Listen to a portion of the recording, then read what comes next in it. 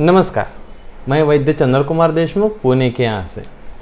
सबको पता है 4 फरवरी से हमने विद्याकर्म और अग्निकर्म की एज इट इज़ शुरू की थी। ये सीरीज़ में अभी तक 9 एपिसोड हो चुके हैं और ये सभी को पसंद आ रहे हैं। जो लोग हमारे पास यहाँ आके सीख नहीं सकते हैं उनके लिए ये सीरीज़ है। ये सीरीज़ में हम पूरी तरह से विद्याकर्म अग्निकर्म आगे कैसे कैसे करना है, कौन से माइन्यूट उसमें थिंग्स रहती है या एक्यूरेसी कैसे हमें लेना चाहिए है, हम ऐसे सारी जानकारी लेंगे। तो ये लेते समय हमने शुरू किया था डिस्कवरी ऑफ विद्याकर्म से। अभी तक 15,000 लोगों ने वो देखा है और मुझे कहाँ से फ़ोन आए मुझे पता है कि इसमें लोग इंटरेस्ट ले रहे हैं। अभी मैं हमेशा हर इस सीरीज़ में कहता हूँ कि जो वैद्य राबू गोगटे सर ने हमें सिखाया है और सर जाने के बाद हम पूरी दुनिया में इसको लेके जा रहे हैं और इसका फ़ायदा इतना हो रहा है कि अभी कोई भी प्रैक्टिस करेगा तो विद्याकर्म अग्निकर्म के बिना प्रैक्टिस शुरू नहीं कर पाएगा। इतने आगे तक ही विद्याकर्म अग्निकर्म चला गया है। कोई भी कैंप हो जाए, महाराष्ट्र में कहीं भी कैंप हो जाए, बाहर भी कैंप हो जाए, वहाँ पे विद्याकर्म अग्निकर्म होगा, क्योंकि ये instant pain management, instant disease management है।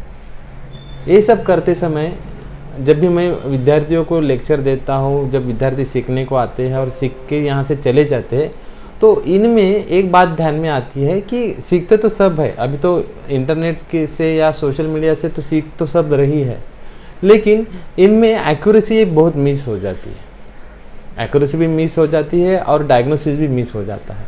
सबको पता तो है कैसे करना है। जैसे मैं बताऊँगा सेरेब्रल पाल्सी के बारे में या मानस विकार के बारे में, इनफर्टिलिटी के बारे में। अभी तक मुझे लगता है अभी लास्ट 2 दिन पहले हमारा 589th केस सक्सेसफुल हुआ, उनको फीमेल चाइल्ड हुई और कई आने वाले हैं। मुझे लगता है ये साल में हम 600 तक हमारा वो आंकड़ा पहुंच जाएगा आराम से। तो ये आता कैसे, इतने रिजल्ट आते कैसे हैं लोगों को? जब हमने विद्याकर्म अग्नि शुरू किया तो तब लगता ही नहीं था कि विद्याकर्म अग्निकर्म से एक सुई लगाने से पेशेंट को कुछ दर्द कम हो जाएगा। लेकिन अभी सबको पता है कि ये कितनी एक्यूरेट चिकित्सा और इसके कितने फ़ायदे हैं। जब हम गोगटे सर के पास थे तो सर का एक्यूरेसी इतना थी कि कोई भी बातें सर पीछे नहीं छोड़ते थे। मुझे पता है सर जब उनका आखिरी काल था वहाँ पे सर एक लेख लिख रहे थे विद्याकर्म और रक्तमोक्षण का, तो मैं वो ट्रांसलेट कर रहा था सर ने लिखने के बाद। तो ट्रांसलेट करते समय मैंने एक शब्द बदल दिया था, जैसे शोणित और रक्त, ऐसा जो शब्द था वहाँ पे सर ने शोणित लिखा था और मैंने उसको रक्त लिखा था। तो सर ने मुझे डांटा था कि अरे शोणित और रक्त में भी डिफरेंस है, ग्रंथ में ऐसे शब्द आए तो इसका इम्पोर्टेंस बहुत है। तो सर ये जब भी लेख लिखते थे ना तो सब सर जो है इतने माइन्यूट में पढ़ते थे, इतने माइन्यूट में लिखते थे और सदियों तक उसका फ़ायदा लोगों को होगा ये विचार करके करते थे, क्योंकि सर सर्जन थे और वो कोई भी छोटी बात पीछे छोड़ते नहीं। लेख लिखना, बहुत सारे आर्टिकल में सर लोगों को प्रबोधित करना, ये सर का काम हमेशा चालू रहता था। तो जब सर थे तब हमने सर के जो अभी तक आए हुए आर्टिकल्स हैं उनका हमने कलेक्शन किया है। ऐसे कम से कम 200-300 से भी ज़्यादा सर के कलेक्टेड आर्टिकल्स हैं जो हम वेबसाइट पे अपलोड कर रहे हैं वैद्यगोगटे.org पे, जहाँ पे सर ने एक आर्टिकल को अपना बहुत समय देके, बहुत ज्ञान देके उसने लिखा था, सर ने लिखा था। तो ये करते समय छोटी माइन्यूट बातें भी सर कभी छोड़ते नहीं थे। ऐसे मैं एक आज लेख बताने जा रहा हूँ सर का, आयुर्वेद में जो अग्निकर्म चिकित्सा है। सर ने वो लेख लिखा था 1993 को, सोमवार दिनांक 29 मार्च 1993 को सर ने तरुण भारत में एक लेख लिखा था। तरुण भारत एक यहाँ का वृत्तपत्र है, न्यूज़पेपर है, वहाँ पे सर ने लेख लिखा था आयुर्वेद में जो वर्णित की है अग्निकर्म चिकित्सा। हमने अभी तक एपिसोड देखे, हर एपिसोड में अलग अलग कुछ बातें लेके आया हूँ मैं। डिस्कवरी ऑफ विद्याकर्म हुआ है, उसके बाद में मर्म हो गए हैं, अलग अलग प्रकार से मर्म कैसे हम देखते हैं। उसके बाद में मर्म की शक्ति का मैंने वहाँ पे उल्लेख किया था कि वहाँ पे एनर्जी फ्लो कैसे, ग्रंथ में क्या दिया है और हम विद्या कर्म अग्नि कर्म करते समय क्या सोच के करते हैं। तो ये बहुत सारे डिटेल हो गए हैं, आगे भी आएंगे। प्रैक्टिकल सीज़न में शुरू कर रहा हूँ आज से, क्योंकि थेरोटिकल तो सब जगह पे पढ़ने मिलेगा, लेकिन एज इट इज़ में हमें प्रैक्टिकल ज़्यादा से जाना चाहिए। तो ये जो पहली बार सर ने 1993 में लोगों को अग्निकर्म इंट्रोड्यूस करना चाहता स्टूडेंट लोग को, तो वहाँ पे सर ने एक लेख लिखा था। तब सर ताराचंद में काम करते थे, मांझी शल्य तंत्रज्ञ थे और विभाग प्रमुख भी थे वहाँ पे। तो वहाँ पे अग्निकर्म चिकित्सा के बारे में सर ने एक लेख लिखा था। अग्निकर्म हम हमारे आयुर्वेद शास्त्र में जो दिया है, वहाँ पे 4 पद्धति दी है, जैसे चिकित्सा करनी है, क्षार कर्म करना है, शस्त्र कर्म करना है और अग्निकर्म करना है। ऐसे कर्म आए हैं। और अग्निकर्म में व्यवहार में दाग देना या वहाँ पे चटका देना ऐसे कहा जाता है। अग्निकर्म 1993 में सर लिख रहे हैं कि अग्निकर्म हमारे व्यवहार में बहुत कम यूज़ की जाती है, कुछ नाम मात्र व्याधियों में की जाती है, जैसे कि कॉर्न है, जैसे कि कोई वाट है, मोल है, वो निकालना है, कोई एक्सीजन जैसा करना है, उसको अग्निकर्म के कॉटरी के थ्रू करना है, ऐसी की जाती थी। लेकिन आयुर्वेद में ये जो अग्निकर्म जो भाग है बहुत डेप्थ में वर्णित किया गया है। अग्निकर्म चिकित्सक के तब तो नाम बहुत कम थे और उनमें से पायोनियर कहा जाता था वैद्य राव गोगटे सर को। वहाँ पे सर एग्जाम्पल देते समय सर ने बताया था कि कुछ जमात में, विशेषतः सोलापुर जैसे भाग में, बच्चा जब जन्म लेता है या आदिवासी भाग में, तो उसको पेट के ऊपर दाग दिया जाता था। और आयुर्वेद में उत्पुल्लिका जैसे व्याधि में वर्णित है कि वहाँ पे अग्निकर्म करना है। वहाँ पे सर ने लिखा था कि ऐसे दाग देने से अगर कोई बच्चों के पोट के विकार अगर कम होते हैं, जैसे कि डाइजेशन के प्रॉब्लम है या बहुत सारे जो विकार अगर कम होते, तो इसमें रिसर्च होना चाहिए। क्योंकि आयुर्वेद में तो लिखा है, कई जगह पे लिखा है कि उत्पुल्लिका जैसे व्याधि में अग्निकर्म करो, और कई जगह पे लिखा है कि बच्चों में अग्निकर्म निषेध है। लेकिन ये व्यवहार में दिया जाता है और वहाँ पे अग्निकर्म का सिर्फ व्रण छोड़ के बाकी कोई विकार तो बाद में आए नहीं थे। सर ने ऐसा सर्वे किया था। तो आयुर्वेद में जो वर्णन आया है अग्निकर्म का, जो करना है या नहीं करना है, लेकिन व्यवहार में तो किया जाता है, ये सब देख के उसमें रिसर्च होना चाहिए, ऐसा सर का कहना था। सर ने और एक बात लिखी थी, रत्नागिरी में चिपळूण जो विलेज था तब, उसके परिसर में कामला जॉन्डिस के लिए right side of anatomical snub box, वहाँ पे हरिद्रा जो है वो अग्निकर्म करते थे और कोई भी पथ्य न करते हुए भी वो लोग ठीक होते थे। ऐसा सर ने दिया है कि जब सर 6 साल में वहाँ पे रहे थे वहाँ पे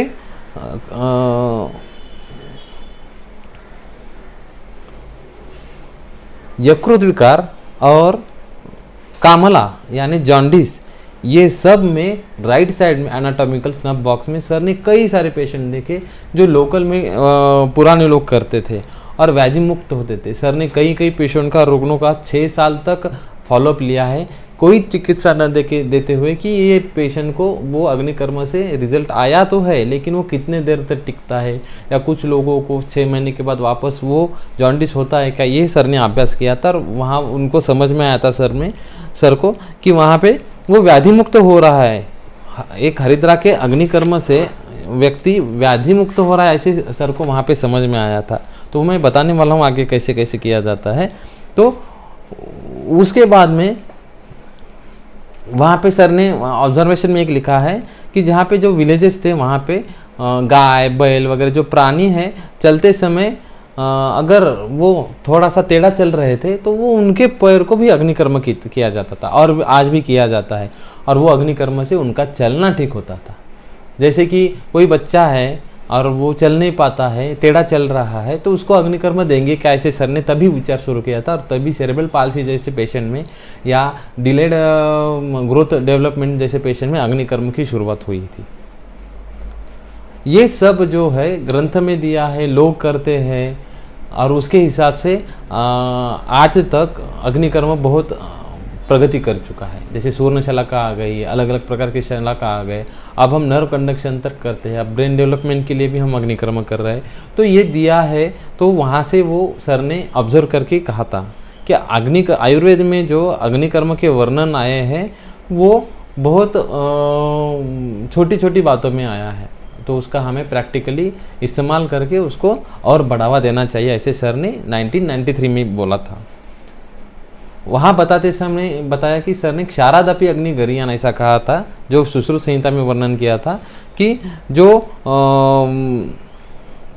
कैंसर जैसे बीमारी में वहाँ पे कॉटरी से वो कैंसर का जो मांस है वो निकाला जाता था, तो वहाँ पे भी सर अग्निकर्म करते थे। और जो DPX टेक्निक आई थी रेडिएशन के लिए, कोबाल्ट थेरेपी आई थी कैंसर के लिए, और ये जो अलग अलग कॉटरी के मशीन भी आए थे, तो सर का कहना था कि ये जो हीट टेक्निक आ रही है वो सिर्फ अग्निकर्म के सुधारित प्रकार ही है। आयुर्वेद में भी दिया है कि अर्बुद अगर आपको बाद में नहीं चाहिए तो उसको अग्निकर्म करना है। तो मैंने सर के पास था, तो वहाँ पे ओरल कैंसर के कुछ पेशेंट पे अग्निकर्म देखा था। अभी एक महीने पहले की बात बताता हूँ। ओरल कैंसर के इनिशियल फर्स्ट स्टेज में हमारे पास कैंसर का पेशेंट आया था, वो विलिंग नहीं था केमोथेरेपी रेडिएशन के लिए, तो उसको हमने अग्निकर्म करके वो कैंसर का पार्ट निकाल दिया था। और बाद में देखा तो वो अभी उसको लगता है अभी जून चालू है, 30 जून है, और उसको 3 महीने हो रहे हैं और उसका कैंसर का वो रिकरेंस नहीं हुआ है। अब 3 महीने में कैंसर रिकरेंस नहीं हुआ तो वो आयुर्वेद के लिए जीत है, नहीं तो उसको बहुत सारी ट्रीटमेंट बोली गई थी। रक्तवाहिनी जो है ब्लड वेसल टूट गई है, तो वहाँ पे भी यही सर ने बताया था कि वहाँ पे अगर लोह शलाका से हम अग्निकर्म करेंगे तो वहाँ पे वो रक्त रुक जाता है, जो मॉडर्न में एलोपैथी में ऑपरेशन करते समय कॉटरी का इस्तेमाल किया जाता था, वो अग्निकर्म का ही सुधारित रूप है। सर ने बताते समय ये न्यूज़पेपर में लेख लिखा था सर ने, तो इसका मतलब है कि वो लोगों को समझ में आया। अग्निकर्म 1993 में सर ने लोगों को समझना चाहिए, इसलिए वो लेख लिखा था।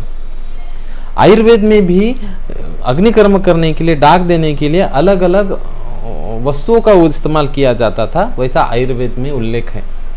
जैसे पिंपली है, हल्दी है, जो पेड़ है अलग अलग प्रकार के, उसके जो काष्ठ है उसका अग्निकर्म के लिए इस्तेमाल किया जाता था। प्राणिज जो द्रव्य है, गाय का दांत रहेगा या अजाशकृत रहेगी, या धातु के जो अलग अलग प्रकार से ताम्र है, चांदी है, सोना है, लोहा है, ऐसे अलग अलग दिया है। जैसे बाकी इतर द्रव्य है, जैसे शहद है, वसा है, तेल है, तूप है, गुड़ है, इसके हिसाब से भी अलग अलग जगह पे अग्निकर्म का वर्णन आया है। वैसे सर ने बताते समय और भी बताया है कि जो आध्यात्मिक शास्त्र है वहाँ पे भी अलग अलग प्रकार के रत्नों का अग्निकर्म का वर्णन आया है, जो हम अभी करते हैं, और काफ़ी उसके बहुत हम कहते हैं बियॉन्ड इमेजिनेशन हमें रिजल्ट मिलते हैं। मैं जो आगे बताने वाला हूँ, अग्निकर्म में कौन सी व्याधि ठीक होते हैं और कौन से ठीक नहीं होते, ये भी सर ने बताया था तब। जैसे आशुकारी, तीव्र, वात, शूल, ग्रंथि, अर्शद, जो भी हम बहुत सारे देखते हैं व्याधि, वो उन्माद के साथ में सारे व्याधियों का सर ने वर्णन किया था। अग्निकर्म करते समय आकृति का भी वर्णन आया था, वो मैं आगे सब बताने वाला हूँ। अग्निकर्म पूरी तरह से अच्छे व्यक्ति के पास लेना चाहिए। जैसे मैं अभी देखता हूँ हमारे पास पेशेंट आते हैं तो गांव की तरफ अग्निकर्म किया हुआ रहता है, भल्ला तक का तेल निकालते हैं और किसी भी आकृति से वहाँ पे किया जाता है। तो अग्निकर्म करते समय आकृति का भी इम्पोर्टेंट है, जैसे वलय है, बिंदु है, विलेखा है, स्वस्तिक है, आध्यात्मिक अग्निकर्म है, ग्रह बाधाहर अग्निकर्म है, अलग अलग प्रकार से यहाँ पे वर्णन आया है आयुर्वेद में, जैसे भारतीय शास्त्र में भी आया है। जैसे त्रिपुर कटुशूल है, गुरुद्रसी है, सर्वाइकल स्पॉन्डिलिसिस है, ऐसे सारे विकार में कहाँ पे सर ने अग्निकर्म कैसे करना है ऐसा एक लेख लिखा था। और वो जो लेख है 1993 में सर ने लिखा था। सर ने काफ़ी सारे लेख लिखे हैं, मैं आगे जाके सारे लेख बताने वाला हूँ। सर के कौन से बेस्ट लेख है वहाँ से बताने वाला हूँ। अब ये सब बताते समय जब भी हम सर के पास रहते थे तो वो एक्यूरेसी से काफ़ी डिटेल्स में बातें करते थे। अब ये जब बातें होने लगी, विद्याकर्म अग्निकर्म बढ़ने लगा, तो बहुत सारे कठिनाइयाँ भी प्रैक्टिस में आती हैं। जैसे हमने अभी वारी में कैंप लिया, वारी में हमने 300 से भी ज़्यादा विद्यार्थी लेके गए थे। वहाँ पे हर एक विद्यार्थी ने 40-50 या 70-80 कुछ विद्यार्थियों ने 200 तक पेशेंट चेक किए। कुल मिला के हमने 10,000 तक पेशेंट पे विद्याकर्म अग्निकर्म विद्यार्थियों ने वहाँ पे किया। वहाँ पे करने के बाद हमारे ये 3-4 साल का 5 साल का वारी का अनुभव ये बताता है कि लोग अगले साल ढूंढते हुए आते हैं और कहते हैं कि सर आपने पिछले साल पे मुझे अग्निकर्म विद्याकर्म किया था तो मैं पूरी पंढरपुर की वारी पूरी चल के आया हूँ, मैंने 600 किलोमीटर चला है और मुझे कोई दिक्कत नहीं हुई, तो इस साल भी मुझे करवाना है। तो इतना एक अग्निकर्म विद्याकर्म से रिजल्ट आते हैं। ये हमें सोचना चाहिए कि मॉडर्न में इतना डिटेल में एनेस्थेशिया आया है, पेन किलर्स आया है, उसके टाइप्स आए हैं। आज एक पेन किलर चल रही है तो वो बदल रही है, फर्स्ट जनरेशन के एंटीबायोटिक आ रहे हैं वो बदल रहे हैं, सेकंड जनरेशन थर्ड जनरेशन कितने तो भी आएंगे, रिसर्च चलते जाएंगे। जो आज अच्छा है वो कल अच्छा नहीं होगा, ऐसे बताया जाता है। लेकिन आयुर्वेद में जो बताया है कि 3000 साल पहले शुंठी खोखला निकालती थी, अभी भी निकालती है, कोरोना अभी भी उसने काम किया है, तो वो प्रिंसिपल पे आयुर्वेद काम करेगा। नहीं तो कैसा लगेगा, अगर 10 लोगों को बुखार आया है तो हर एक व्यक्ति को पैरासीटामोल दी जाएगी तो हर एक का बुखार कम हो जाएगा ना। लेकिन हर एक व्यक्ति को ऐसा नहीं होगा, तो आयुर्वेद में दिया है पुरुषम पुरुषम वीक्ष, हर व्यक्ति देख के अगर दवाई देंगे तो वो रिजल्ट अच्छा आएगा। तो मुझे ये कहना है कि आयुर्वेद में जो ये चिकित्साएं वर्णन की है, हर एक प्रकार की चिकित्सा है, जैसे शमन है, शोधन है, शस्त्रकर्म है, विद्याकर्म है, अग्निकर्म है, सारी चिकित्सा है। तो ये चिकित्सा करते समय जब हमारे पास पेशेंट आता है तो हमें उसको तात्काल वेदना शमन के लिए, एक तात्काल व्याधि शमन के लिए हमें जो भी नॉलेज हो या जो भी हमें पता होना चाहिए या हमें जो भी एक्वायर्ड नॉलेज है वो हमें लेना चाहिए। सुश्रुत संहिता में कहा जाता है कि एकम शास्त्रम न दिया, एक शास्त्र पे ही निर्भर नहीं रहना चाहिए, आपको सारे शास्त्रों का ज्ञान रहना चाहिए। मुझे एक बात पता है कि एक पेशेंट थी, वो आमोवात की रूमेटॉइड अर्थराइटिस की पेशेंट थी और वो पेशेंट को काफ़ी साल से 10-12 साल से दिक्कतें रहती थी, वो चल नहीं सकती थी। जैसे बादल आते हैं तो वो उसका पूरा शरीर अकड़ जाता था, उसके सारे जॉइंट गर्म हो जाते थे और कुछ भी जॉइंट हिलाने की कोशिश करे तो उसको दर्द रहता था। जैसे जैसे धूप आती थी थोड़ा अच्छा लगता था, फिर से रात में दर्द शुरू होता था। उसकी कठिनाई बहुत सारी बढ़ गई थी। तो पेन किलर जैसी औषधियाँ या स्टेरॉइड जैसी औषधियाँ लेके वो तंग हो चुकी थी, उसका भी उसको इफेक्ट नहीं आ रहा था। तो ऐसे कंडीशन में सर ने विद्याकर्म अग्निकर्म किया, उसका सारा शरीर जगह पे आ गया था। लेकिन सिर्फ एक हस्त जो है वो हस्त का स्तंभ नहीं जा रहा था, वो ऐसे नज़दीक नहीं कर पा रही थी और दूर नहीं कर पा रहे थे। तो ऐसे कंडीशन में तो विद्याकर्म हो रहा था, अग्निकर्म हो रहा था, पर सारा शरीर उसका ठीक हो गया था। लेकिन वो सिर्फ हाथ हस्त जो है ऐसा नहीं कर पा रही थी और वो जो उसकी जो बाल है वो अच्छी तरह से बांध नहीं पा रही थी। कपड़े पहनने के में भी उसको दिक्कत आ रही थी क्योंकि हैंड में स्टिफनेस ज़्यादा था। तो गुप्ते सर विद्याकर्म अग्निकर्म करने के बाद रिजल्ट नहीं आ रहा है, तो सर ने मुझे कहा कि अरे यार आप एक्यूपंक्चर पढ़ रहे हो। तब मैं सारे शास्त्र पढ़ता था, डिटेल में अभ्यास करके सर के सामने प्रश्न रखता था। तो मैंने एक्यूपंक्चर पढ़ के सर के सामने गया था कि सर एक्यूपंक्चर में ऐसा ऐसा दिया है, मेरिडियन से आता है। तो सर ने तब कहा था ठीक है, एक्यूपंक्चर में आपने पढ़ा है तो मुझे ये से पेशेंट में व्याधि में एक्यूपंक्चर के लिए बताओ कहाँ करना है। तो वहाँ पे मैंने एक्यूपंक्चर के पॉइंट सर को बताए और वो एक्यूपंक्चर के पॉइंट बताने के बाद वहाँ पे रिजल्ट आया। और तभी से अभी तक विद्याकर्म और अग्निकर्म में हम वो हर एक सेशन में, हर एक लाइव डेमोन्स्ट्रेशन में वो कुछ अलग तरीके से जो बुक में वर्णित नहीं है वो पॉइंट हम एक्सप्लेन करते हैं। तो हमारा यही कहना था कि जो विद्याकर्म अग्निकर्म हम ला रहे सबके सामने, वो हमने जो सर से सीखा है, वैद्य राबो गोप्टे सर से, वो जैसे कि जैसे सबको मिले। सर ने भी कोशिश की थी, सर ने बुक बनाए, विद्याकर्म अग्निकर्म के एडिशन शुरू किए हमने। सर को जब बुक निकालना था तो पहले बुक के समय तो मैं नहीं था। जब सर ने एडिशन बनाई थी तो वहाँ पे हमने फर्स्ट सर का मराठी में बुक ट्रांसफ़र की। उसके बाद में कलर फ़ोटो भी वहाँ पे इंक्लूड किए। वहाँ पे अलग अलग तरीके से हमने वो बुक को डिज़ाइन किया है। आप ये वैद्यगोगटे.org यहाँ पे आपको मिल जाएंगे। तो ऐसे थे सर। लेकिन जब सर गए हमारे यहाँ पे जिम्मेदारी आ गई और कई सारे लोग, सर के जो विद्यार्थी हैं पूरे महाराष्ट्र में अपनी अपनी कोशिश करके सबको सिखा रहे हैं, विद्याकर्म अग्निकर्म सिखा रहे, निःशुल्क सिखा रहे। ऐसे करते समय हमें भी उसमें जो हमारे तक लोग पहुँचते नहीं थे उन तक ये पहुँचाना था, और उनमें हम काफ़ी सक्सेसफुल रहे हैं। तो अभी तक उसके 9 एपिसोड हो गए, अभी ये 10वां एपिसोड हम कर रहे हैं। ये एपिसोड का नाम द इंस्ट्रूमेंट है। यहाँ पे सारे इंस्ट्रूमेंट विद्याकर्म और अग्निकर्म के हम जो यूज़ करते हैं हम बताने वाले हैं, कौन से व्याधि में। जैसे कहा गया है कि सब क्रिया में, सब शल्य कर्म में प्रधान यंत्र हमारा हस्त है। हस्त की ट्रेनिंग हो गई तो हम सारे इंस्ट्रूमेंट अच्छी तरह से बता सकते हैं। जैसे स्वस्तिक यंत्र आया है, ताल यंत्र आया है, अलग अलग प्रकार के शालक्य तंत्र में शला का वर्णन आया है। अगर हम सब बताते जाएंगे तो वो प्रैक्टिकली बहुत डिफ़िकल्ट जाएगा, और थेराटिकली भी वो ऐसे पॉसिबल नहीं है। तो हम अभी हमारे प्रैक्टिस में जो इस्तेमाल करते हैं उसके बारे में हम बात करेंगे। तो ये विद्याकर्म के आताच नहीं, विद्याकर्म के इंस्ट्रूमेंट है। ये जो विद्याकर्म अग्निकर्म के लिए हम सारे इंस्ट्रूमेंट इस्तेमाल करते हैं, आज मैं इसके बारे में बताने जा रहा हूँ।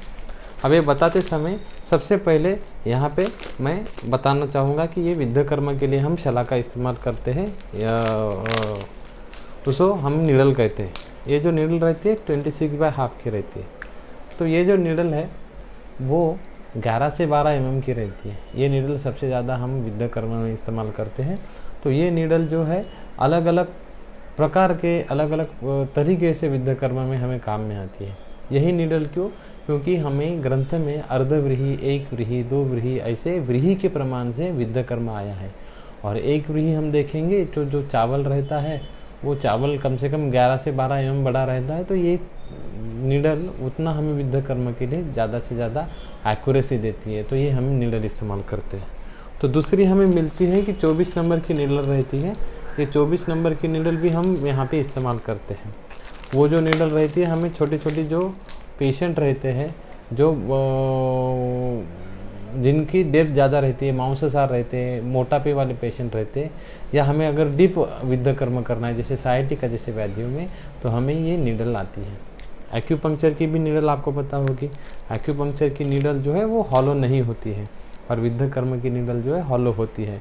तो विद्याकर्म करने के लिए जो भी हमें इंस्ट्रूमेंट आता है, जैसे स्काल पेन है, स्काल पेन के बाद हम अलग प्रकार के सलाइन भी यूज कर सकते हैं विद्याकर्म के लिए, तो वो हॉलो रहते हैं।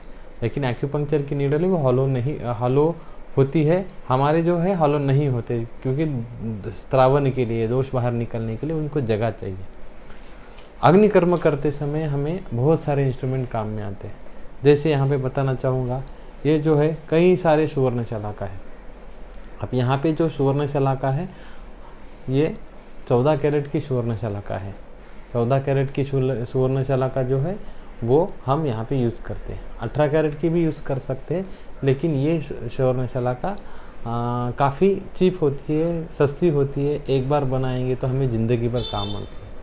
सुवर्ण शलाके के बारे में हमेशा बताना मैं बोलता हूँ, क्योंकि एक्यूरेसी होनी चाहिए। अगर ये हम सुवर्ण शलाका पकड़ते हैं तो ये सुवर्ण शलाका जो है 7 सेंटीमीटर लेंथ वाली होनी चाहिए। 7 सेंटीमीटर लेंथ होगा।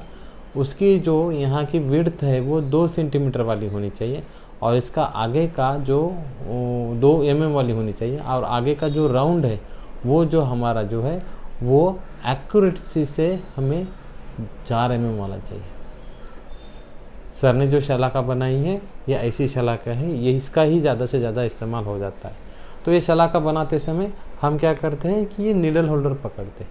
यहाँ पे बहुत लोग आर्टरी फोर्सेस भी पकड़ते हैं, लेकिन ये नीडल होल्डर जो सबसे ज़्यादा काम में आता है। और ये शलाका को ऐसे बीच में पकड़ के ऐसे लगा के हम यहाँ से लगा के पीछे से अग्निकर्म करते हैं।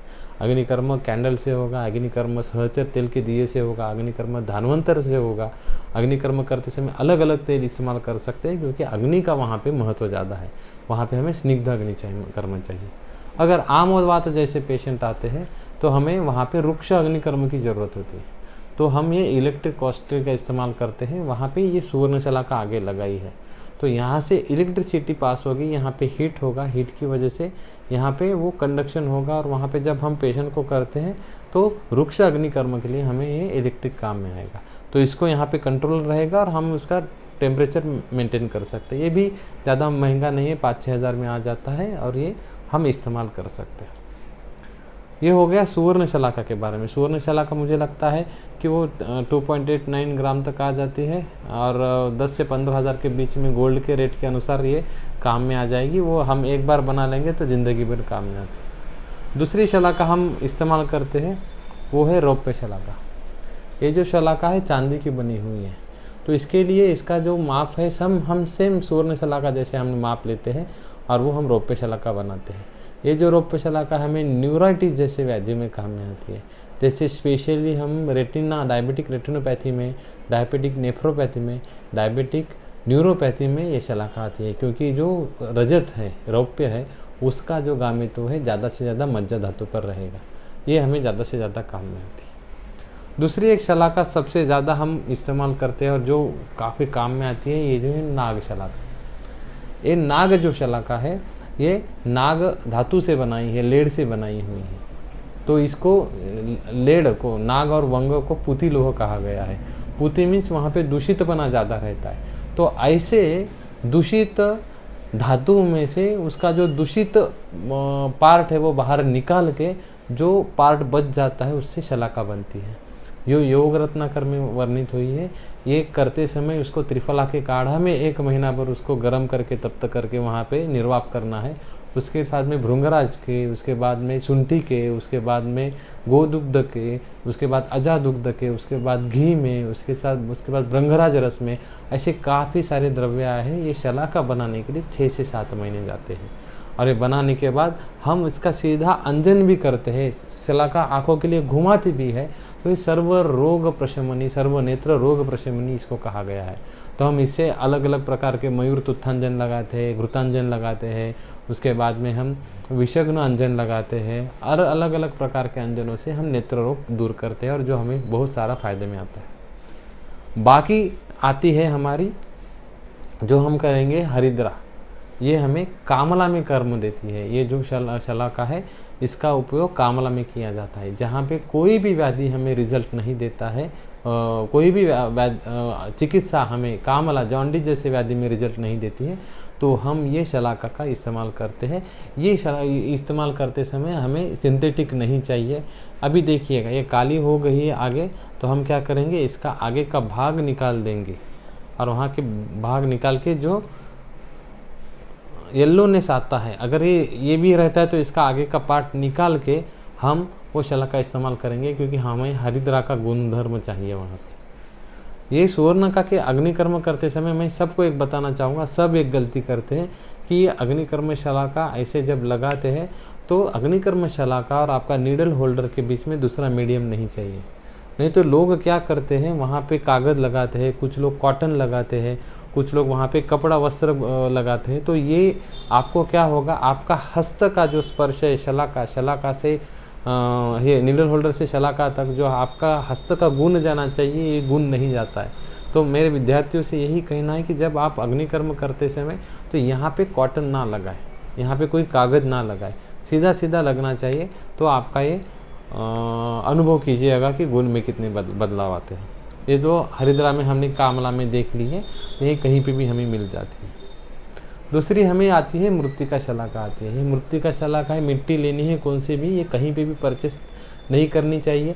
जो हम जहाँ पे पेशेंट रहता है, हम जहाँ पे प्रैक्टिस करते हैं वहाँ से मिट्टी लेनी है। वो मिट्टी वस्त्र से हमें छाननी है। जिनसे जो पार्ट आता है उसमें लोह किट्ट अश्व घोड़े का जो पॉटी है थोड़ा सा उसका भाग और मंडूर थोड़ा सा ऐसे मिला के ये शलाका बनाई जाती है।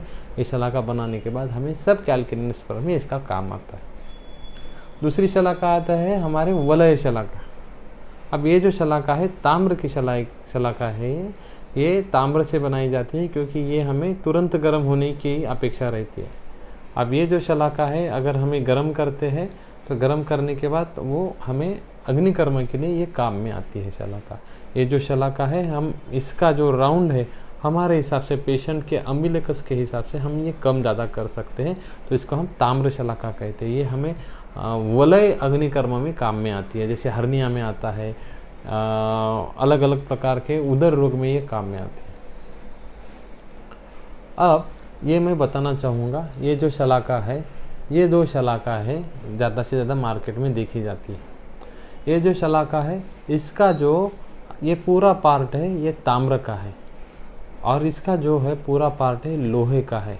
तो ये दोनों शलाका अगर हम कॉर्न में यूज़ करते हैं, कॉर्न में यूज़ करेंगे तो ये ताम्र शलाका भी काम में आती है, लोह शलाका भी काम में आती है। लेकिन कौन सा भी अग्निकर्म करते समय अग्नि द्रव्याश्रय न दहती, यहाँ पे अग्नि है, हमने गर्म किया है, अग्निकर्म कर रहे हैं, तो अग्निकर्म हो रहा है लेकिन उसका द्रव्याश्रय बहुत इंपॉर्टेंट है। अब ये शलाका का द्रव्याश्रय रहेगा ताम्र, ये शलाका का द्रव्याश्रय रहेगा लोह, ये शलाका का द्रव्याश्रय रहेगा सुवर्ण, ये शलाका का द्रव्याश्रय रहेगा रजत। तो ये जो अलग अलग प्रकार की शलाका है ग्रंथ में इसीलिए दिया है कि उसका कंडक्शन पॉइंट, उसका टचिंग सरफेस, वहाँ पे वो कितने देर तक हीट अंदर रख पाएगा, उसका टेम्परेचर, उसका मेल्टिंग पॉइंट, इसका कंडक्शन कोशंट, ये सारे हमें सोचना चाहिए। तो अगर ताम्र शलाका से हम ये ताम्र शलाका से अगर कॉर्न निकालते हैं तो ये ताम्र शलाका उष्ण होती है, लोह शलाका शीत होती है, इसका प्रभाव हृदय रहेगा, इसका मज्जा पे जाएगा। तो करते समय अगर पित्त प्रकृति के व्यक्ति को कॉर्न हो जाएगा और ताम्र शलाका से आप अग्निकर्म करोगे तो उसके कॉर्न वापस आते हैं। इसीलिए कभी भी कॉर्न करते समय हमें लोह शलाका का इस्तेमाल करना चाहिए। ये जो पहले गोप्टे सर ने मुझे दी हुई शलाका लोह शलाका है, ये पहले ऐसे बनाते थे, अभी हम मल्टी फंक्शनल लोह शलाका बनाते हैं।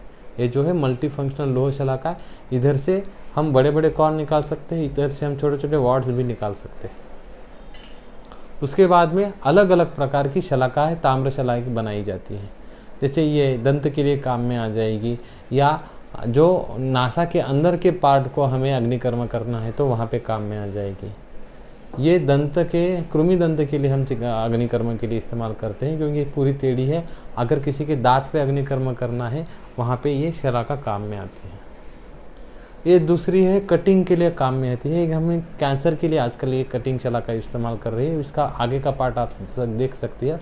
वहाँ पे अगर कोई भी कैंसर का पार्ट, अगर मुंह टंग कैंसर आ गया है या ओरल कैंसर है, तो वहाँ पे ये पार्ट पकड़ के हम ये कट करने के लिए हमारे लिए बहुत हैंडी शलाका आ जाती है। जो कॉस्मेटिक पर्पज से हीरो हीरोइन आते हैं हमारे पास, उनको छोटे छोटे वार्ड्स रहते हैं, वो हमें दूर से तो दिखते नहीं हैं, लेकिन अगर उन पे जूम किया जाए कैमरा या क्लोजअप लिया जाए तो छोटे छोटे वहाँ पे दिखते हैं। तो वो निकालने के लिए हमें शलाका काम में आती है कॉस्मेटिक के लिए।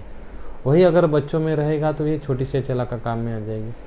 अगर बड़े बड़े वार्ड्स है, अगर वो हमें निकालना है तो एक तरफ से चपटी शलाका, हम कहेंगे कि फ्लैट शलाका है, और दूसरी तरफ से ये नोकीली है, तो ये मल्टी फंक्शनल ताम्र शलाका बन जाएगी। ये मल्टी फंक्शनल लोह शलाका है और ये मल्टी फंक्शनल ताम्र शलाका है। वैसे अगर हमें छोटे छोटे व्रणों पे अग्निकर्म करना है, व्रण के अंदर जो कॉटरी है लेके जानी है, ये गर्म करके हमें वहाँ पे, तो वहाँ पे काम में आती है। यहाँ पे छोटे छोटे व्रण के उत्सेद हमें कट करने के लिए काम में आती है। और ये अलग प्रकार की पुरानी हमारी मल्टी फंक्शनल ताम्र शलाका हम यूज़ करते हैं। इसके कई सारे टाइप है, ये छोटी है, ये बड़ी है, जो हाथ में आती है उसके हिसाब से हम काम करते हैं। तो ये अलग अलग प्रकार की शलाका हो गई। तो ये सारी शलाकाएँ हम, ऐसा नहीं है कि यही शलाका सभी जगह पे यूज़ करनी चाहिए, ऐसा नहीं कि यही शलाका जो है ये हमें सभी तरह से यूज़ करनी चाहिए। ग्रंथ में जो अंगुली प्रमाण आया है, अलग अलग प्रकार से यंत्रों का वर्णन आया है, तो ये सारे यंत्र हमारे पास होने चाहिए। ये कहाँ मिलेंगे ये मैं कमेंट में बता दूंगा। ये सारे अपने पास होने चाहिए और इसका उपयोग हम हमारे प्रैक्टिस में करना है। विद्या कर्म के लिए तो ज़्यादा से ज़्यादा ये 2 ही निडल काम में आती है, स्काल पेन भी काम में आती है और बाकी छोटे छोटे निडल भी काम में आती है। तो उसके हिसाब से वो हम अलग अलग काम कर सकते हैं। धन्यवाद। कर क्लोज।